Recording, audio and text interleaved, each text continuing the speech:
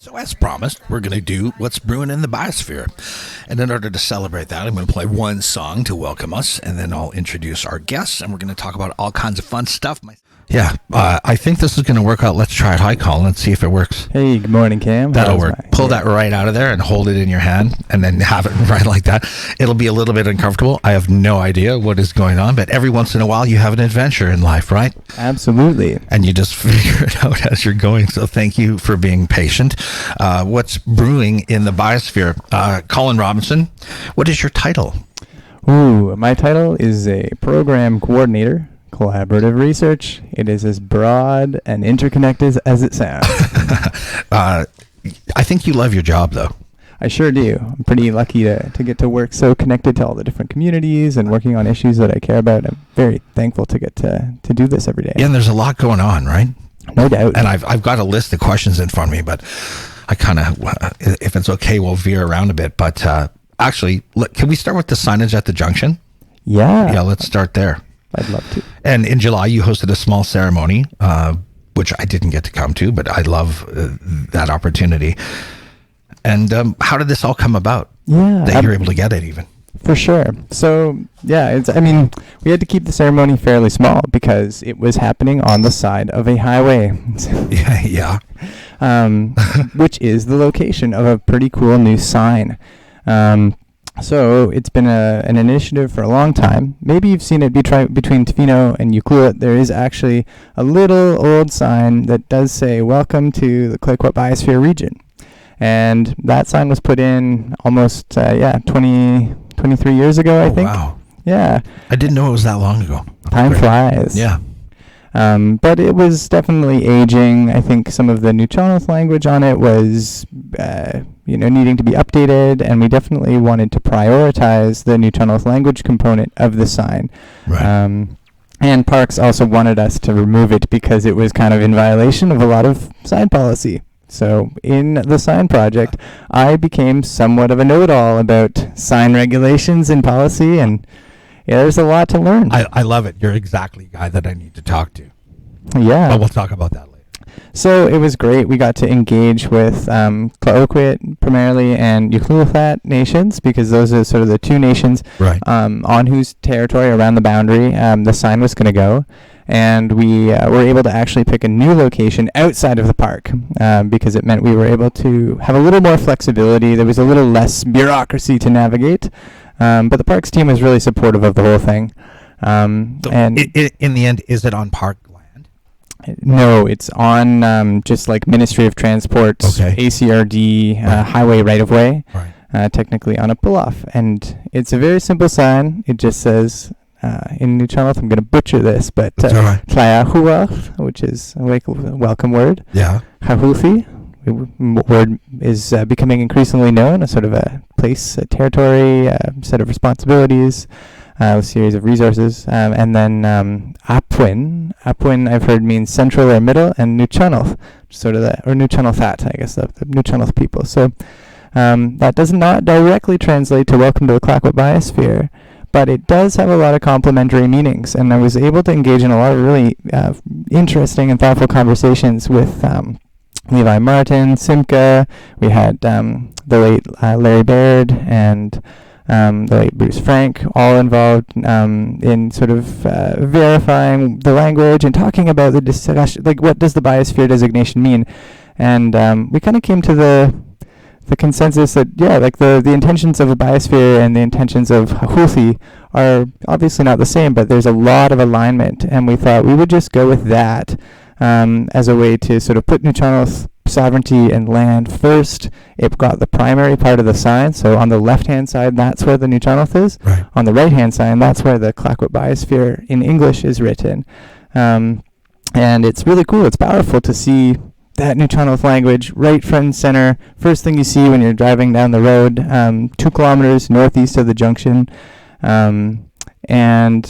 It was it's powerful. It was the first time the Ministry of Transport staff that I worked with had ever encountered working with the language, and just navigating, even getting the right characters. I was going to say, where did you actually get the sign printed or made? I guess would be a better way to Yeah, that was done by Main Road, the main, contractor that does a lot of the road maintenance. Right. So it's a very, very official, very standard-looking sign with some. Yeah.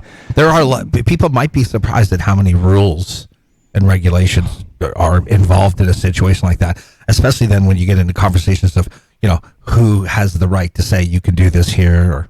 Exactly. Yeah. Yeah, and I mean, at the end of the day, if you look, it's like, to me, it's the nation's whose territory it's on, and we were really grateful to get to engage with the communities in the ways that we did. I think it's really important to see right when you come into this territory to see that language. I think it's powerful and kind of remind people right away or draw them into the consciousness of I'm here on this unceded territory. And it's a bit of a respect thing, I think. Absolutely, and that's the main thing. The biosphere designation, when making a sign about it, I didn't want it to like supersede any other more powerful, more long-standing understandings of what this place is. Right. But to support it, to show that it stands with it and it lifts it up, and even if you don't understand what the characters mean, just to see that that's not English. That's not the first language of this place. That alone is powerful. And then if you're a language learner, you'll start to see and understand what those characters mean, what those words mean. And we did have a really cool ceremony too to sort of bless the sign and set the intentions that it would have an effect on people as they pass, whether they're visitors or residents. And it was a powerful day. That's great. I love it. It's a story of success. And also leads into a whole bunch of great sign songs. Yes. As you're discussing. Before we do that, though, let's keep going a bit because I have a list of questions. You've been involved in climate change project with the Clayoquot Biosphere Trust. I'm interested to know more about that, too. Okay, yes. This is a great example of why my job is so broad and interconnected. Another project I've been grateful to kick off this year is kind of coordinating regional climate mitigation and adaptation planning among all the different groups working on this kind of stuff out here. So a common theme in the area is there's many passionate people, lots of amazing organizations doing amazing work, but there's not a lot of interconnectedness necessarily at the project level.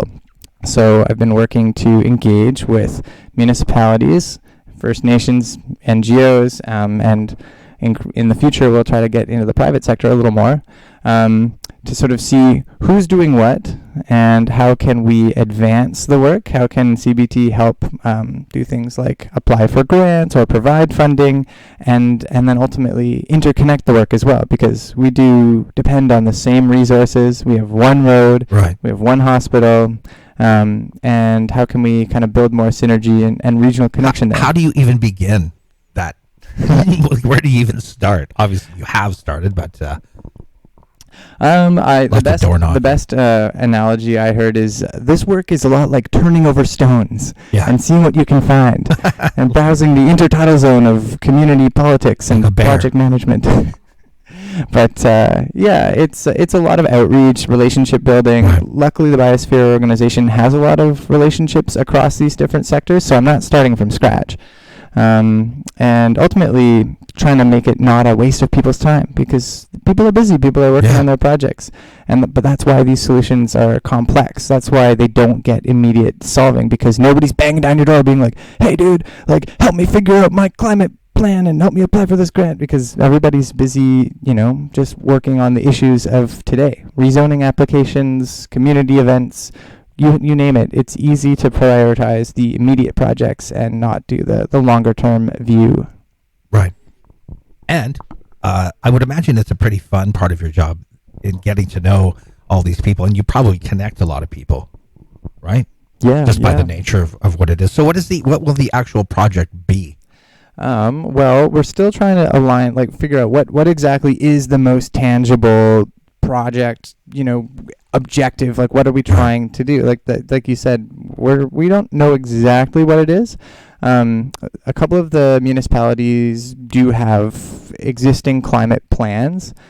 So working to unearth those, because they've been actually a little bit buried on a shelf, and breathe some life back into them. Look at where the low-hanging fruit are, what's easy to do, what's urgent, where is the overlap between the climate plan and the housing plan, that kind of thing. And And then we're going to get together a regional group of stakeholders, basically the municipalities and other actors, the nations, NGOs, for kind of a regional conversation working group type thing, just to get people actually in the same room talking about it. And then in 2025, we're hoping to put together a more formal vital conversation, which is, kind of a facilitated day with a bit more of an agenda, to kind of set some goals and move on into the future in 2025. That's great. It sounds like a good plan. Well, we have a plan to make a plan. It's a plan to make a plan. Well, and there are so many moving parts, as you just kind of said. It's I won't use the word intimidating, but it's definitely a big piece of work. Yeah, and an important piece. Yeah, and I mean, for me, I just don't want to be wasting people's time. Yeah. I've got this project where I'm just approaching. I'm trying to figure out how can I help you? How can this, make your life a little easier, ideally? And that's sort of top of mind for me. I don't want to waste anybody's time. I love it. I am going to play a song, and everybody, I just want to apologize. I have no idea what is going on with the mics. I'm sitting here fooling around and doing things as we're talking, which I don't normally have to do, so I apologize for that. But stay tuned. We'll be right back, and hopefully we'll sound great. All right, we're working it out, and we're getting closer all the time. I'm talking with my friend Colin. Colin, let's talk a little bit about the Neighbourhood Small Grants. That's coming up, right? Yes, that's it is. That's a program that I love, and I know a lot of people love it and appreciate it, and a lot of good has happened from those Neighbourhood Small Grants. Yeah, I think it's like a real expression of what community people want. There's no bureaucracy around the grants. Anybody can get one. It's just to give you a little bit of cash to make a little idea that you had brewing happen. Can we talk about some examples of past ones to let people know what kind of things are available for them to do? Totally. So there's different themes. This fall, the theme is culture, celebrating local culture. So what that often can look like is any kind of cultural event. That could be a feast. That could be people gathering to share a skill. That could look like culture practice. That could look like getting out on the land to harvest traditional foods. Anything that kind of contributes to what you would define as culture. And that's up to the people, really, to say what that is. And there have been neighborhood gatherings even, has counted as culture, right? Yeah, the classic neighborhood small grant is a block party. The idea just getting people who live together out, spending time in the place they live, getting to know each other, investing in their relationships. I've really appreciated those ones, actually. And at first I was kind of like, really? Is that a thing to use it for? But the results speak for themselves. Absolutely. I think a big thing is that there's the immediate outcome of, oh, that was a fun time. Oh, I met somebody. But then there's all the downstream ripple effects that now you know them. Now, you can call on them in a time of need, or now you can share stuff with them.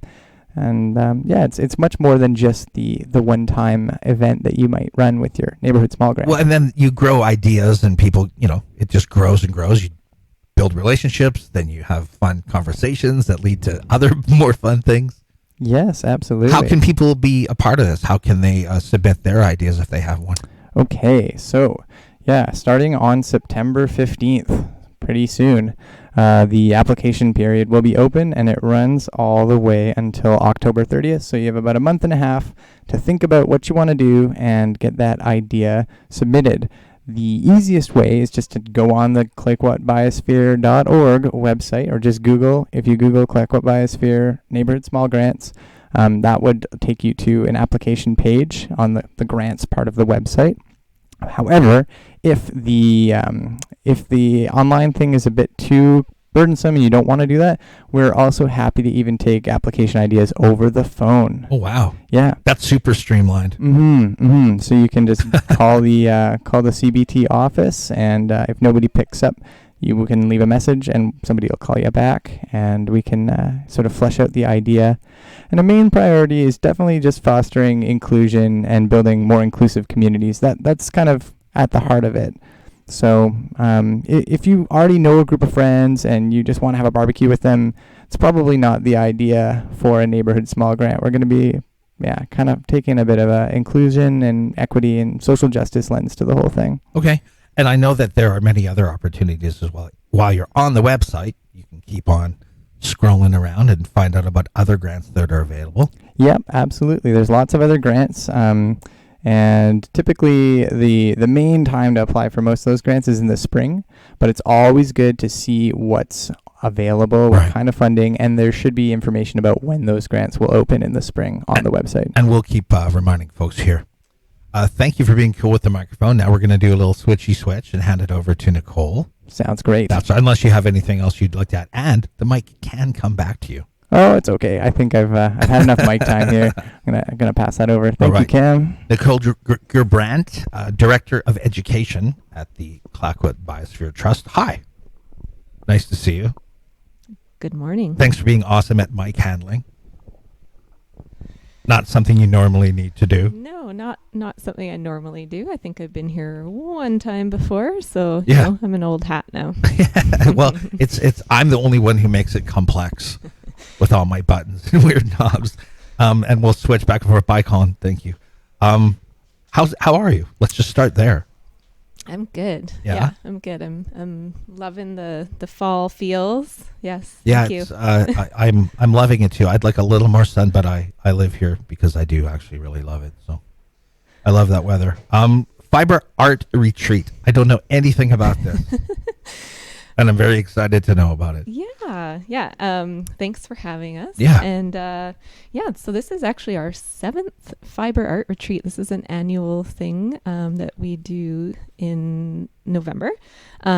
It started back kind of when the Nest was just starting up, and I was always kind of looking for people in the community that wanted to share their knowledge with others, whether they're visitors or other people just sharing their knowledge. And I'd met Faye Kennington sitting beside me here from Yuki Knits, and she had already kind of been teaching some knitting workshops and was keen to continue to do that or restart doing that.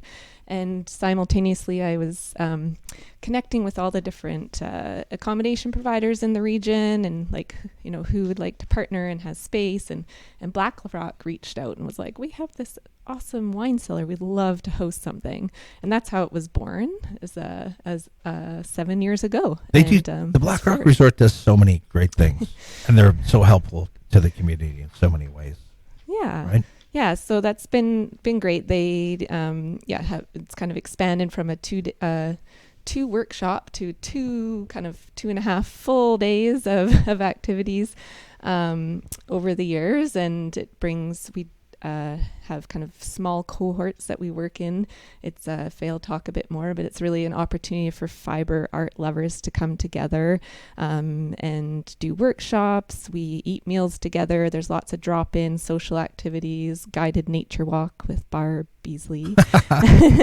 That's really fun and all-encompassing. Yeah, all-encompassing. People... Yeah, it's November 13th to the 15th. And there's kind of some built-in free time so people can explore around. We have a marketplace that is a fun evening of, treats, edible, snacks and desserts and wine and cheese and things. And the workshop providers usually have booths with things, wool. They'll talk about wool, and Tofino Knit Company comes every year. Holly, she's great. And so we open that up to the public as well to come down and do you actually maybe sell some of the things or display some of the things that have made during the time of the event? The people that make the things take them with them and are proud and continue their projects. Right. But the things for sale are usually people have mountains of wool in front of them. Yeah, that makes sense. Right. Yeah. So I would imagine too that it seems like maybe a small thing, but it acts as an economic driver. That is because correct, do people come from out of town? Do they stay at the BlackRock Resort for the weekend? That kind of thing, and. Yeah, most people stay at BlackRock. They're welcome to stay wherever they would like. I have a lady walked into CBT yesterday she's visiting her son here in Tofino and is from Ontario, and she's going, I think I'm going to come back in a few months and stay with him again and come to this retreat. We do get people from all over British Columbia. You usually get a few from the East Coast per year, as well as down the coast. We get people from Washington, Oregon, California coming up. So was this in part a result of a grant in the beginning? This just Just part of the Nest initiative, like one of our initiatives. So we like communicate projects that are, or learning opportunities that are already happening from any of the providers, like program providers in the region. But we also are trying to create more education opportunities, particularly in non-peak tourism times. So that's why we focused on doing it in the winter, to bring people to the region to learn. And then right there, that's like, 30 more people staying here in town. They're shopping, they're participating and enjoying themselves, making lifelong friends. We have over half the people coming back for their second, third, fourth year. So that's amazing. It's pretty cool. Yeah. That's a success, I would say. Yeah. Faye, let's do a little. You can switch back and forth with the mic as much as possible. I apologize for that. Hi, Faye. Yeah, no worries. Thank you. Welcome. Happy first time on this radio. Thank you. I've never been on any radio. Really? So, yeah, no, I've done like a couple of YouTube podcast type things and stuff like that, but never radio. So okay, when you walked in, because I knew a little bit about where we were going to be talking about, I looked at what you were wearing and asked if you made it, and you in fact did. Absolutely. Yeah, no, I am a knitting pattern writer. Sometimes I call myself a technical writer, a knitwear designer. It's a tricky thing to know what title it is, but I make patterns and I publish them on the internet and I sell PDFs. I don't sell my knit things very often. I'm focusing on the sales of the instructions. So I don't want to get too far off the path here, but how do you sit there and you just think, oh, I have an idea? Absolutely. And then you manifest it, but you draw it. So you're like an architect of knit. Yeah, totally. No, sometimes ideas just pop into my head, and I do a lot of charting and stuff like that, kind of doodling stuff on charts. But I have a lot of fun doing it, and it's just like anything else. Anyone else out here that has their fingers in a lot of different pies and that kind of thing, it's just grown and grown. It's something that I can do in my spare time out here, and I love doing, and it's a super relaxing holiday, or not holiday, but a thing to do. Hobby. I need to go. Do you teach other people how to knit? Do you do knitting lessons, or is that part of the retreat? I have. When we had a knit shop here in Tofino, that's when I got seriously started doing the teaching side of things, and I had a super lot of fun doing that. Unfortunately, we don't have an LYS here, which is a local yarn shop, anymore. If you do have an LYS in your town, support them. It's a good business to support. But I had a lot of fun doing that, and that's kind of where I got known by Nest, I think. 7 years ago is a long time to remember back. Yeah. So yeah, I do knitting workshops online sometimes. I've done some work for Vogue Knitting Live, but it's kind of in between here and there. We talked about this a bit, but when you came in, have you been to the Family Fashion store? I have been there, yes. I don't know if that would count as a knitting. I don't know much about knitting. Is that yarn? Is there a difference between yarn and wool? Oh my gosh, that is like something people would do theses on. That's not something necessarily that we can cover here today. All right.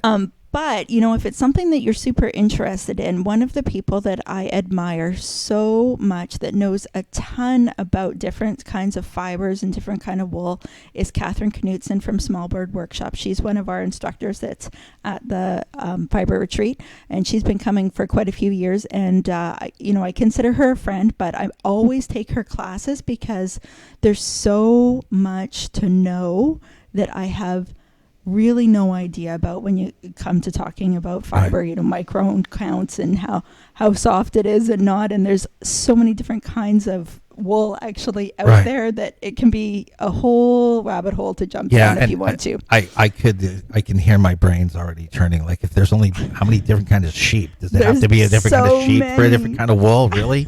Yes, absolutely. And it depends what they eat and how they live. I actually brought some wool with me here today, which I hadn't had a chance to show you yet, but they're the two fibers that we're going to be using for the project that I'm basing my class teaching on. The main fiber it's a slipper pattern called Thrumby, And I digress and say that you can find me on Ravelry and Instagram as Ukeeknit, UKEEKINITS.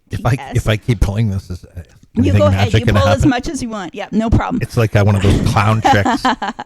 That what you're holding right there is the yarn that we use for the exterior of the slipper, and it is a really cool yarn that is actually made from Canadian wool. It doesn't identify what kind of wool it is, so I'm not sure, but it is by Custom Woolen Mills, and they worked with Salish Fusion Knitwear to create an authentic Coast Salish knitwear yarn. So it's a lot like the yarn that you would find in a traditional kind of couch and sweater. Right. Feels like it. I like holding it. It even feels good to hold. It's like super crunchy and rustic and crisp and durable, and is going to keep all that fog off of you, the kind of thing. It's exactly what we need here on Vancouver Island. And so it's great because it makes a nice durable, tough, like slipper exterior. But then we're using thrums, which is a kind of cool technique to weave some little bits of fiber into the work to create an interior of the slipper that is super soft. And I wanted to put it on. Yes, sorry. The sample that I brought is like a toddler size one. Yeah, the pattern comes. I didn't want to have to buy it right away. Yeah.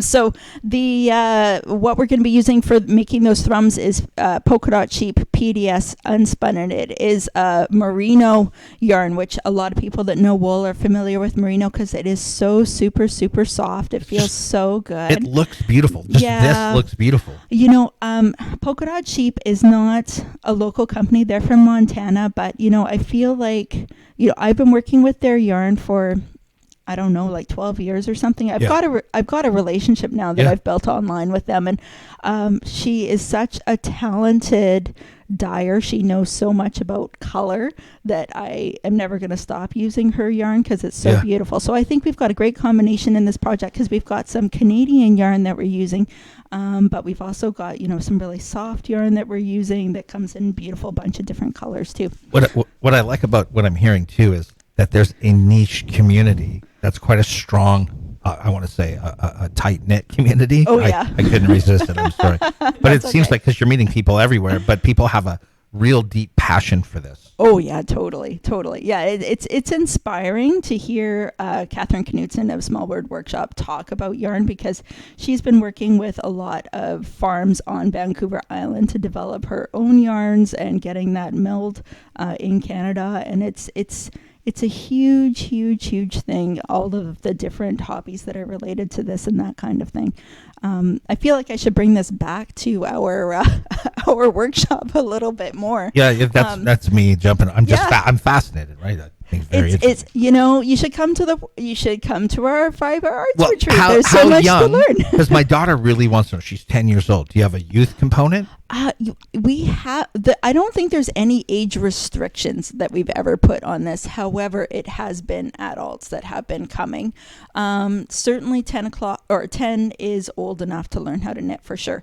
It kind of depends on what a person's skill level interest is, but if somebody's really keen on it, you can learn to knit at 4, 5, 6 years old, but it takes a 4, 5, 6 year old that's keen to do it. Well, she's keen, and so far I take credit for teaching her, but all I'm doing is showing her YouTube tutorials. You know what? YouTube is an amazing resource. So yeah. I'm even kind of learning a little bit by accident, just through osmosis. That's very cool. Very cool. So how can people get involved if they want to hear? If they're listening now, they're thinking, I would like to do that. What is the cost? We know it's in November. I feel like I better put this mic over to Nicole to answer some of those detailed questions. Sure. Okay. Good switch. Good mic switch. So we have a few tickets left for this year, so those can be purchased by going to the westcoastnest.org website. And for those that can't come, it's too short notice. It is that's our 7th year. So next year will be our 8th year. We have an interest list, so people would get kind of early next winter if they're on that as save the date for the following year, that type Do of you thing. cap the amount of people so it doesn't? We do, yeah. I Get out of mentioned a little control? bit before. Yeah, we have 2 kind of small cohorts that go through together, and that's one of the things. There's these types of retreats and FIbre art workshops that happen all over the place, and often you're kind of piecemealing, picking your workshops, and you'll see one person and not see them the rest of the time, and you're traveling different places. One of the things we get back every year is the small size of group and opportunity to make friends and connect with people, and they come back each year. So Are men coming? they are not. We would be very happy to have Yeah, them. right? We haven't had Because them I think this is. I find this, and when I talk to people who do it, for example, the beautiful sweater that you're wearing. Would I call it a sweater? Okay. It seems like it would be a very meditative process, and I think men would benefit greatly. They are more than welcome. I think it's fun. There are definitely some amazing men knitters out there. Oh, If they're you out go there. on Instagram, some of the most famous knitters are men. There's some really amazing male knitters out there. This is open to all genders. Yeah. Yeah, absolutely. I just think I asked that question because I'm just curious to know. And what about cost? Can we talk about the cost? How much is it? I'm happy to talk about the cost. It's not a introductory learn to knit workshop you might take at your local rec hall or in your community. So the costs are high, but it is to offset that everyone is paid for their knowledge that they're sharing Right. and the meals that we have together. It's well worth it. We have an early bird rate, which is wrapped up of $650. So we're on to $700. Okay. But that's food included. Yeah. Or sometimes. Yeah. And yarn. And the yarn, your supplies. See, though, that's a big deal. There's How much is this? How much would this be? And if I say this in my hand, the yarn is not cheap.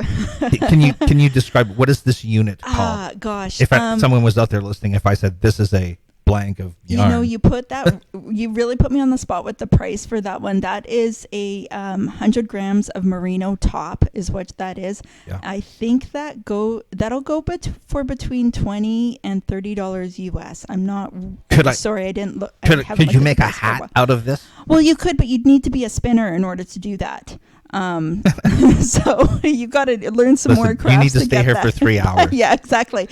But this cone of rustic yarn from Custom Woolen Mills that I've got here, it's a pound. It's $40 Canadian for that. So certainly the materials are not nothing in terms of cost, and we are using high quality, interesting materials. And does what do people need to come with? Do they need their own knitting needles? Do they need their own spinner? Do they need a thrum? No, nobody is going to have to bring a spinning wheel, but we have had people bring spinning wheels before because it is a form of entertainment for us.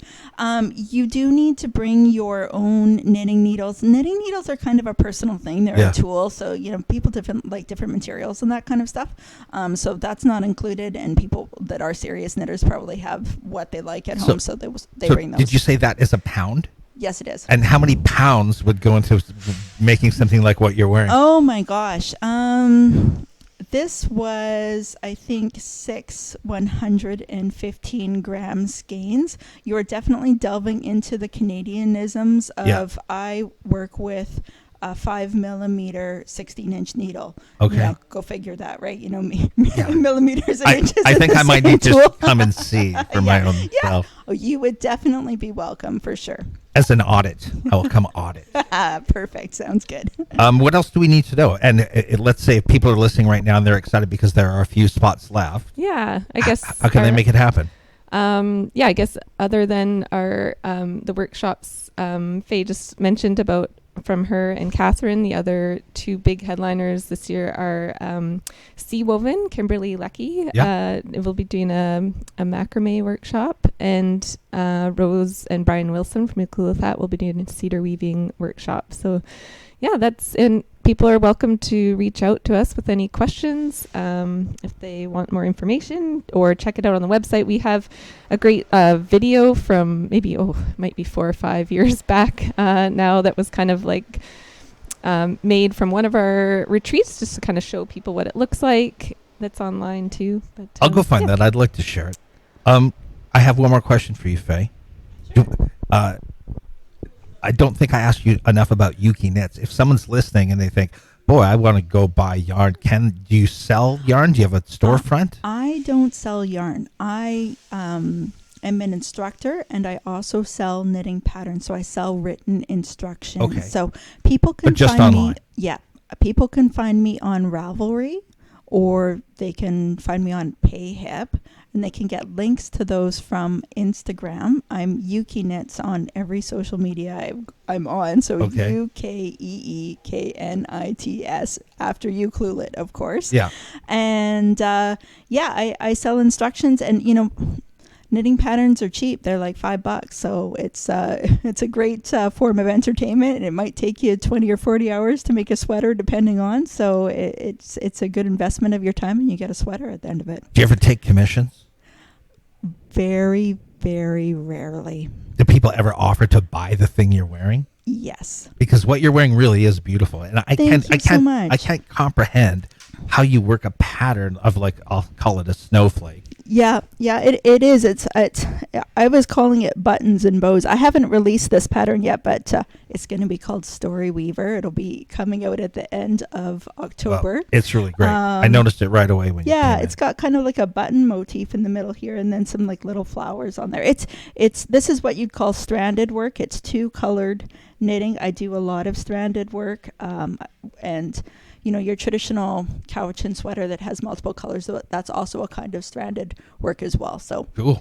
It's a fun way to knit. This is a little bit crazy sweater because it is steeked, which means that I knit it in the round and then I cut into it in order to make this hem right here, which is a super scary sounding thing to people because I have they learned don't want 6 their new knitting words to today. unravel. It's like a whole nother language. You gotta come to our event. You're gonna learn so much. You'll find a whole bunch of people just talking all these words for like 2.5 days and having the grandest time of their life. It's our happy place. I hear that. So I hope if you're out there listening and you think, I think that sounds like my happy place too, now you know how to get involved and be a part of it. And I suspect once you're in, you're not coming out. No, probably not. You'll look forward to it every year, right? Nicole said it already, but I think one of the things that's like super special about this event is that we do have an opportunity to get to know each other because Right. we're spending so much time together. Right. Like it's a really friendly event. Sometimes you feel a little bit nervous and anxious about going to something where you don't know anybody, and we really embrace people, and you get to know people, and it's a real community after 7 years particularly too. That's a very successful outcome. Yeah. Is there anything else we need to know that we want to add? I think I'm pretty good. I'm going to pass this over to Nicole here though. Thanks, Nicole. Thanks, Faye. Pleasure to meet you. Way to answer all those questions. I could probably talk to you for hours because this is fascinating to me. What do you think, Nicole? We need to? No, that's it. with? I'll just encourage anyone, if they can't make it to the retreat this year, come on to the marketplace on the Thursday, November 14th, 7 till 9. We'll see you there. Yeah, and we'll make sure that we keep reminding people of this, and hopefully you'll help me out with that, sending me something. Thanks so much. It was great to be here. Happy first time on the radio. Thank you. It's a pleasure to meet you. It was super fun. What's brewing in the biosphere just happened, my friends, so please get involved. And I found a song. I didn't know if I was going to be able to find a knitting song, but I did. Sorry about the mic troubles. I'm going to fix this right up. Thank you to my guests for being patient with me.